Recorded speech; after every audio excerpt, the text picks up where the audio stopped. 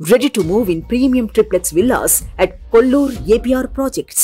నేడు శ్రీరామనవమి సందర్భంగా దేశవ్యాప్తంగా రామ మందిరాలు కళ్యాణ శోభతో ముస్తాబయ్యాయి. రాజకీయ నేతలు సైతం ప్రజలకు శ్రీరామనవమి శుభాకాంక్షలు తెలియజేస్తున్నారు. ఈ క్రమంలో టీడీపీ అధినేత చంద్రబాబు చేసిన పోస్ట్ వైరల్ గా మారింది.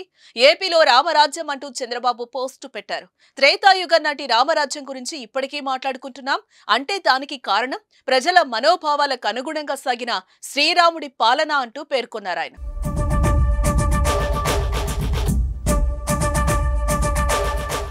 పాలకులు తన కుటుంబం కంటే ప్రజల ఆనందమే ముఖ్యమని భావించారని రామకథ చెప్తోంది. అటువంటి వారి పాలనలోనే ఊరు పచ్చగా ఉంటుంది, సమాజంలో శాంతి వెల్లివిరుస్తుందని వివరించారు. మరికొద్ది రోజుల్లో ఆంధ్రప్రదేశ్ ప్రజలకు అటువంటి సుభిక్షమైన సుఖశాంతులతో కూడిన రామరాజ్యం నాటి పాలన అంది రావాలని కోరుకుంటూ మీ అందరికీ శ్రీరామనవమి శుభాకాంక్షలు అంటూ పోస్ట్ పెట్టారు.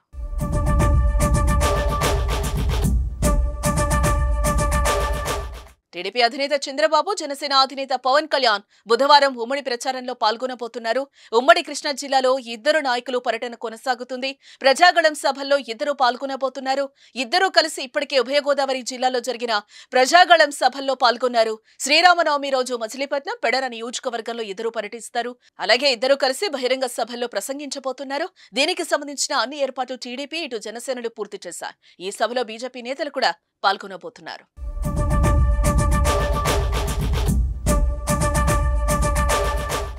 సుమన్ టీవీలో మీ పర్సనల్ అండ్ బిజినెస్ ప్రమోషన్స్ కోసం కింది నెంబర్కి కాంటాక్ట్ చేయండి.